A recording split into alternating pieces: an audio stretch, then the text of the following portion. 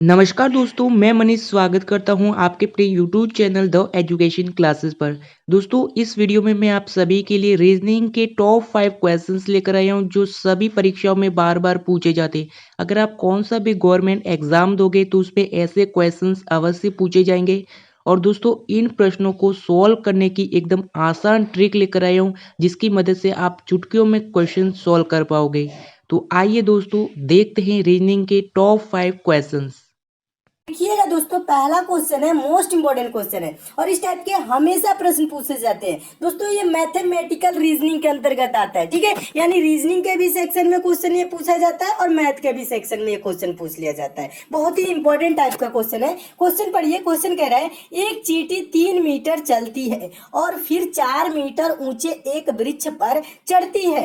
वह अपने, ठीक है, कह रहा है अपने मूल स्थान से वह कितनी दूरी पर है। इस पे दोस्तों दो टाइप के प्रश्न बनते हैं, ठीक है। पहला टाइप का और दूसरा टाइप का, ठीक है। तो पहला टाइप का कौन सा बनता है, ये वाला जो क्वेश्चन है इसको मैं सॉल्व करने की कोशिश कर रहा हूं और आप दोस्तों क्या करिएगा, समझने की कोशिश करिएगा, ठीक है। देखिए, कह रहा है एक चींटी 3 मीटर चलती है। क्या होती है दोस्तों, एक चींटी 3 मीटर चलती है। यानी मान लेंगे दोस्तों चींटी इस पॉइंट से चल रही है। कितना मीटर चली है दोस्तों, 3 मीटर चली है और फिर 4 मीटर ऊंचे वृक्ष पर चढ़ती है। ये वृक्ष मान लेंगे दोस्तों 4 मीटर का है। कितने मीटर का है, 4 मीटर ऊंचे वृक्ष पर चढ़ जाती है। और प्रश्न अब क्या पूछ रहा है, प्रश्न देखिए पूछ रहा है अपने मूल स्थान से वह कितनी दूरी पर है। मूल स्थान यानी कि ये वाला है, यहाँ पे जहां से चलना स्टार्ट की है और यहाँ पे पूछ रही है वह कितनी दूरी पर है। तो ये दूरी कहने का मतलब ज्यादातर स्टूडेंट क्या करते हैं, जोड़ लेते हैं। 3 मीटर चली इधर, 4 मीटर चली इधर, 4 3 क्या हो गया दोस्तों 7, और 7 मीटर आंसर देखते हैं, तुरंत टिक कर देते हैं और आंसर गलत हो जाता है। ये ऐसा प्रश्न ये नहीं पूछ रहा है। प्रश्न अगर जो पूछता हुआ कुल कितनी दूरी चली, तब तो इसका आंसर हो जाता 7 मीटर। पहला टाइप का ये प्रश्न बनता है, वह कुल कितनी दूरी चली। इतना आसान तो पूछेगा नहीं पेपर में। ये क्या पूछता है दोस्तों, वह मूल स्थान से कितनी दूरी पर है। यानी कि ये वाला दूरी पूछ रहा है। ये वाला जो दूरी देखिए, जो मैं रेखा खींच रहा हूं ना, ये वाला दूरी पूछ रहा है। यहां से यहां तक की दूरी कितनी है, ये चीज पूछता है। तो दोस्तों जब ये पेड़ पे चढ़ी है तो यहाँ पे क्या हो गया दोस्तों, 90 डिग्री का एंगल बन गया है। कहने का मतलब है दोस्तों, ये 4 है ना, ये लंब है और ये आधार है, और 90 डिग्री के सामने वाला ये जो दोस्तों एंगल है, ये क्या है दोस्तों, कर्ण है। तो कर्ण क्या होता है, कर्ण का मान कैसे निकाला जाता है, तो कर्ण बराबर दोस्तों होता है अंडर रूट लंब का स्क्वायर प्लस आधार का स्क्वायर। कहने का मतलब है कर्ण बराबर क्या होता है दोस्तों, कर्ण बराबर क्या होता है, देखिएगा कर्ण बराबर क्या होता है, कर्ण कैसे निकाला जाता है, अंडर रूट में लंब का स्क्वायर, यानी कि 4 का स्क्वायर क्या होगा 16 और प्लस आधार का स्क्वायर 3 का स्क्वायर क्या हो जाएगा 9। 16 9 दोस्तों क्या हो जाएगा, 16 9 25 हो जाएगा। अंडर रूट 25 का मान क्या होता है दोस्तों, 25 का मान होता है 5। तो ये दूरी क्या हो जाएगी दोस्तों, 5 मीटर हो जाएगी। समझने की कोशिश कीजिएगा, ये दूरी क्या हो जाएगी दोस्तों, 5 मीटर हो जाएगी। और 5 मीटर किस ऑप्शन में दिया है, ऑप्शन नंबर पहले में दिया है। तो आपका ऑप्शन नंबर पहला क्या हो जाएगा, सही हो जाएगा। तो मैं उम्मीद करता हूं दोस्तों आप इस प्रश्न को अच्छे से समझ गए होंगे। एक बार और समझाने की कोशिश करूं, समझिएगा। इसके लिए पेन उठाने की भी जरूरत नहीं होती है। कैसे सॉल्व किया जाता है, 3 मीटर चली है, फिर 4 मीटर ऊंचे वृक्ष पर चढ़ गई है और ये दूरी पूछ रहा है 3, ये 4। तो क्या करेंगे दोस्तों, 4 का स्क्वायर क्या होता है 16, 3 का स्क्वायर क्या होता है दोस्तों 9, 16 9 क्या होगा दोस्तों 25। इसको अंडर रूट में रख लेंगे, ठीक है। अंडर रूट 25 का वैल्यू क्या होता है दोस्तों 5, ठीक है। तो ये कर्ण इस ऐसे आ जाएगा, ये 5, यानी कि ये दूरी जो होगी दोस्तों यहाँ से यहाँ तक की, ये 5 मीटर होगी। यानी कि चींटी दोस्तों मूल स्थान से वो कितनी दूरी पे है, तो 5 मीटर की दूरी पे है। और 5 मीटर ऑप्शन नंबर ए में दिया, तो आपका ऑप्शन नंबर ए दोस्तों क्या हो जाएगा, सही हो जाएगा। और इस टाइप के दोस्तों हमेशा प्रश्न पूछे जाते हैं। तो मैं उम्मीद करता हूं दोस्तों इस प्रश्न को आप बहुत ही अच्छे तरीके से समझ गए होंगे। अगला क्वेश्चन देखिएगा, दूसरा क्वेश्चन है। दूसरा क्वेश्चन आपका सीरीज से है, यह भी इंपॉर्टेंट क्वेश्चन है, ये भी पूछा गया क्वेश्चन है। देखिए प्रश्न है, नीचे दी गई श्रृंखला में प्रश्न चिन्ह के स्थान पर कौन सी संख्या आएगी। प्रश्न चिन्ह है कहाँ, देखिए प्रश्न चिन्ह यहाँ श्रृंखला में दिया गया है और यहीं पे पूछ रहा है कि कौन सी संख्या आएगी। तो दोस्तों सीरीज से रिलेटेड कभी भी आपके पेपर में प्रश्न है तो आप क्या करेंगे, सीरीज को देखेंगे, सीरीज कैसे आगे चल रही है। तो जैसे दोस्तों ये सीरीज कैसे चल रही है, देखिएगा 3 है दोस्तों, 3 के बाद 5, 5 के बाद 6, 6 के बाद दोस्तों 12 हुआ, फिर 12, उसके बाद प्रश्नवाचक चिन्ह 24 26। यानी कहने का मतलब है अगर जो आप डिफरेंस देखे दोस्तों, यानी अंतर देखे, तो 3 के बाद 5 हुआ 2, फिर 5 के बाद 6 1, 6 के बाद दोस्तों 12 हुआ 6, 12 के बाद दोस्तों 12 है यानी कि 0, फिर उसके बाद प्रश्नवाचक चिन्ह, उसके बाद से दोस्तों 24 और 26 है, यानी कि 2 इधर, ठीक है। यानी ये यहाँ पे आपको कुछ नजर नहीं आ रहा होगा इस टाइप से कि ये सीरीज कैसे आगे बढ़ रही है या घट रही है, कुछ भी यहाँ पे आपको समझ में नहीं आएगा। यहाँ पे देखेंगे दोस्तों 2 1 6 0 ऐसे कोई कुछ भी नहीं समझ में आ रहा है। जब इस टाइप से आपके सीरीज सामने आ जाए और दिखे कुछ भी जब समझ में ना आए, तब क्या किया जाता है दोस्तों, देखिएगा तब किया जाता है हम एक एक संख्या को छोड़ के सीरीज को सॉल्व करते हैं। कहने का मतलब है 3 के बाद दोस्तों हम 5 छोड़ देंगे 6, ठीक है। 6 के बाद दोस्तों 12 छोड़ देंगे, ये वाला 12 लेंगे। फिर 12 के बाद दोस्तों प्रश्नवाचक चिन्ह छोड़ के 24, ठीक है। यानी कहने का मतलब है, देखिए क्या हुआ, 3 दूना के 6, 6 दूना के 12, 12 दूना के 24, यानी क्या हो रहा है, मल्टीप्लाई 2 हो रहा है, यानी कि 2 गुना हो रहा है। 3 दूना के 6, 6 दूना के 12, 12 दूना के 24, ठीक है। अब देखिए अब क्या करेंगे, दूसरा जो बचा है बीच वाला उसे हम लेके चलेंगे। कहने का मतलब है 5 के बाद दोस्तों 12 हुआ, यानी क्या हुआ है दोस्तों, 5 के बाद 12, यानी कि यहाँ पे मल्टीप्लाई नहीं हो रहा है, जुड़ा है। कितना जुड़ा है दोस्तों, 5 में 7 जुड़ेंगे तो 12 हो जाएगा, यानी 7 जुड़ा है। 12 के बाद दोस्तों क्या होगा, इसमें भी 7 अगर जो जोड़ दे तो यहाँ पे दोस्तों क्या हो जाएगा, 19 हो जाएगा। और 19 के बाद दोस्तों 7 जोड़ दे तो क्या हो जाएगा दोस्तों, 26 हो जाएगा। और 26 यहाँ पे दिया हुआ है, तो यहाँ पे प्रश्नवाचक चिन्ह पे भारी जाने वाली संख्या क्या हो जाएगी, 19 हो जाएगा। और 19 किस ऑप्शन में दिया है, तो ऑप्शन नंबर पहले में दिया है, तो आपका ऑप्शन नंबर पहला दोस्तों क्या हो जाएगा, सही हो जाएगा। तो इस टाइप से सीरीज आपको एकदम अच्छे से समझ में आ गई होगी और ये सीरीज कैसे चली है पूरा आपको क्लियर हो गया होगा। तो मैं उम्मीद करता हूं दोस्तों आप इस प्रश्न को बहुत ही अच्छे तरीके से समझ गए होंगे। क्या किया जाता है दोस्तों, जब सीरीज ना समझ में आए तो एक एक संख्या को छोड़ के सॉल्व किया जाता है, तब सीरीज समझ में आने लगती है, ठीक है। और इसका आंसर क्या हो जाएगा, 19 हो जाएगा। नेक्स्ट क्वेश्चन देखिएगा,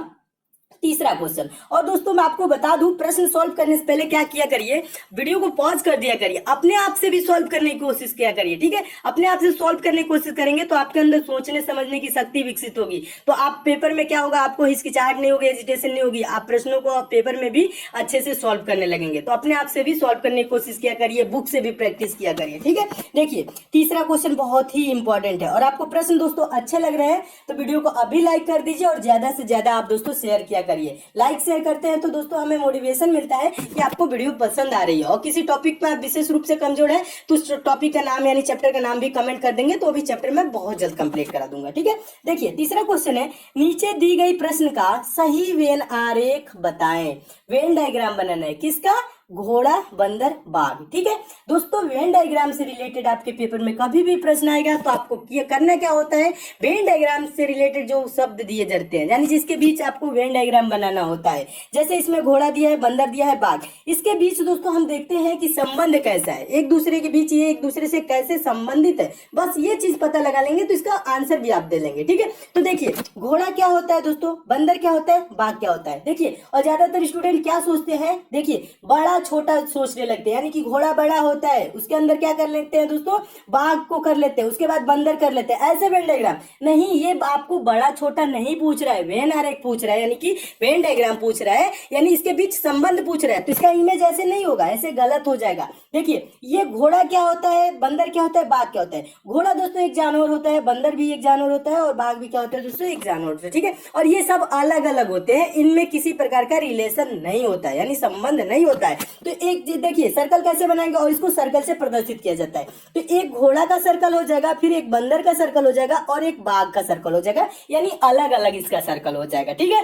तो दोस्तों इस टाइप से अलग अलग सर्कल देखिए किस ऑप्शन में दिया है, तो आपका देखेंगे दोस्तों ऑप्शन नंबर बी देखेंगे तो ऑप्शन नंबर बी में दिया है अलग अलग सर्कल, ठीक है। तो ऑप्शन नंबर बी क्या हो जाएगा, सही हो जाएगा, यानी इनके बीच कोई एक संबंध नहीं होता है, ये सब अलग अलग जानवर है। तो इस टाइप का वेन डायग्राम किस टाइप से बनेगा, ऑप्शन नंबर बी की तरह। तो आपका ऑप्शन नंबर बी दोस्तों क्या हो जाएगा, सही हो जाएगा। तो मैं उम्मीद करता हूं दोस्तों आप इस प्रश्न को भी बहुत अच्छे तरीके से समझ गए होंगे और इस टाइप के भी प्रश्न आपके पेपर में आएगा तो आप अच्छे से सॉल्व कर लेंगे। अगला क्वेश्चन देखिएगा दोस्तों, चौथा क्वेश्चन है। चौथा क्वेश्चन बहुत ही इंपॉर्टेंट क्वेश्चन है और ये पेपर में बहुत बार पूछा जा चुका है। देखिए क्वेश्चन देखने में दोस्तों आपको बहुत बड़ा लग रहा होगा, लेकिन सॉल्व करना ये बहुत ही आसान होता है। और ज्यादातर स्टूडेंट क्या करते हैं, क्वेश्चन बड़ा देखते हैं और छोड़ देते हैं, ठीक है। क्वेश्चन बड़ा देख के छोड़ा नहीं जाता, उसको सॉल्व करने की कोशिश किया जाता है, ज्यादा टाइम नहीं दिया जाता है, ठीक है। देखिए इसमें टाइम नहीं लगेगा। प्रश्न को पढ़िएगा, प्रश्न कह रहा है नीचे दी गई श्रृंखला में अगला संख्या क्या होगा, यानी ये श्रृंखला दी गई है दोस्तों और इसमें पूछ रहा है कि यहाँ प्रश्नवाचक चिन्ह है, यानी कि यहाँ पे कौन सी संख्या आएगी। तो इसके लिए क्या करेंगे दोस्तों, सीरीज के संख्याओं को ध्यान से देखेंगे,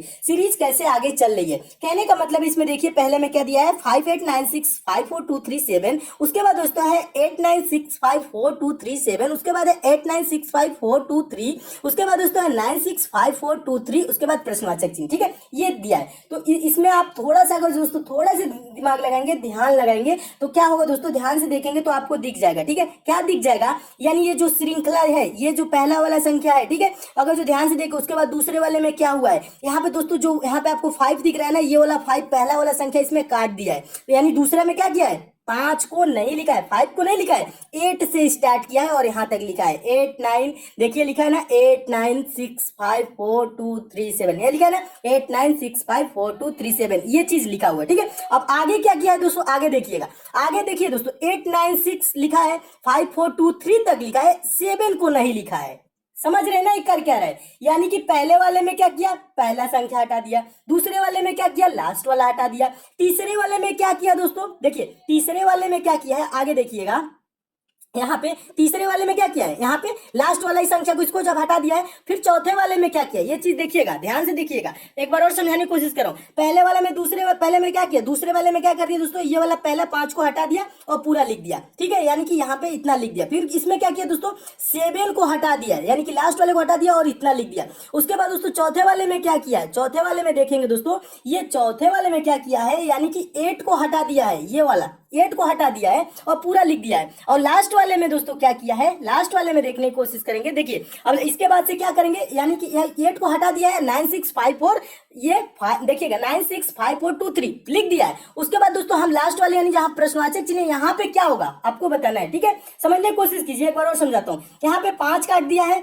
दूसरे वाले में यहाँ पे 5 काट के और यहाँ पे पूरा लिख दिया है। ठीक है, तो इसमें क्या किया दोस्तों, 7 को काट दिया है, पूरा लिख दिया है। फिर क्या किया दोस्तों, यहाँ पे दोस्तों 8 को काट के यहाँ पे लिख दिया। ठीक है, इसमें हम क्या करेंगे दोस्तों, 3 को काट देंगे, जितना बचा वो लिख देंगे। कहने का मतलब है दोस्तों, ये बचा क्या दोस्तों, 96542 इसका राइट आंसर होगा, जो कि ऑप्शन नंबर डी में दिया है। तो आपका ऑप्शन नंबर डी दोस्तों क्या हो जाएगा, सही हो जाएगा।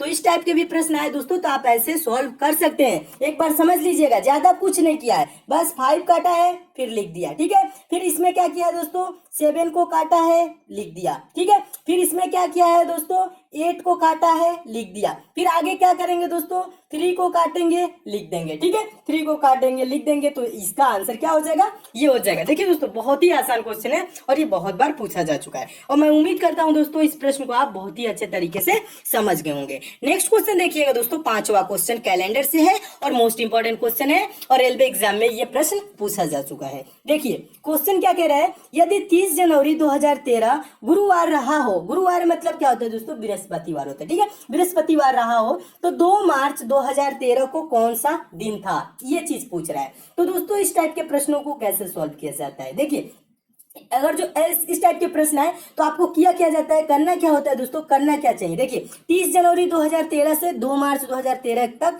हम दिन निकालेंगे, कितने दिन होंगे। ठीक है, ये चीज इनके बीच की दिन निकालेंगे। तो देखिए यहाँ पे आप करना क्या है, 30 जनवरी यानी कि जनवरी टोटल कितने दिन का होता है दोस्तों, जनवरी कितने दिन का होता है, 31 दिन का होता है। जनवरी कितने दिन का होता है, 31 दिन, और 30 दिन तो बीत गया, बचा इसमें कितना दिन दोस्तों, 1 दिन। फरवरी कितने दिन का होता है दोस्तों, 28 या 29 दिन का।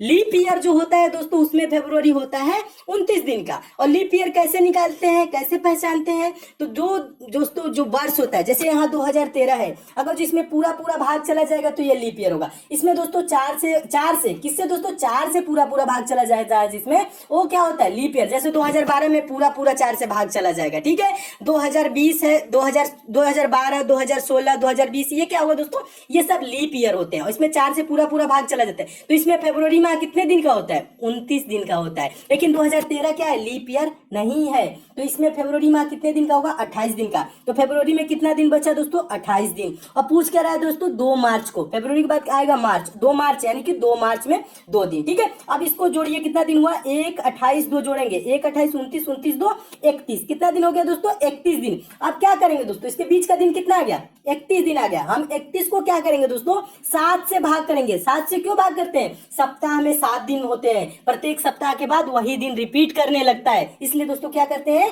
7 से भाग करेंगे। 31 को दोस्तों 7 से भाग करेंगे तो क्या होगा 7 चौक 28 हो जाएगा और यहाँ पे शेषफल में क्या बचेगा, शेष क्या बचेगा 31 में से 28 घटाएंगे तो क्या हो जाएगा 3 बचेगा। ये जो 3 दिन बचा ना इसी को क्या करेंगे गुरुवार में जोड़ देंगे। गुरुवार यानी कि बृहस्पतिवार में 3 दिन जोड़ेंगे, एक दिन जोड़ेंगे तो क्या होगा दोस्तों शुक्रवार, 2 दिन जोड़ेंगे शनिवार, तीसरा दिन जोड़ेंगे रविवार। रविवार किस ऑप्शन में दिया है तो ऑप्शन नंबर डी में दिया है, तो आपका ऑप्शन नंबर डी दोस्तों क्या हो जाएगा सही हो जाएगा। तो मैं उम्मीद करता हूं दोस्तों इस प्रश्न को भी आप अच्छे से समझ गए होंगे और इस टाइप के भी प्रश्न आएगा तो आपके पेपर में कभी भी पूछा जाएगा तो आप सॉल्व कर लेंगे। ज्यादा कुछ नहीं किया जाता है, बस इनके बीच का दिन देखा जाता है टोटल कितने दिन है। जैसे इसमें एक दिन बचा जनवरी में, फरवरी में 28 दिन बचा, देखिए बिना पेन उठाए भी सॉल्व कर सकते हैं। देखिए क्या बचा दोस्तों, जनवरी में कितना दिन बचा 1 दिन, फरवरी में कितना दिन है 28 दिन, मार्च में किस मार्च को पूछ रहा है 2 मार्च को, 2 इसको जोड़ लेंगे बस यही, ठीक है जोड़ेंगे 1 28 2 क्या हो जाएगा दोस्तों 31 हो जाएगा।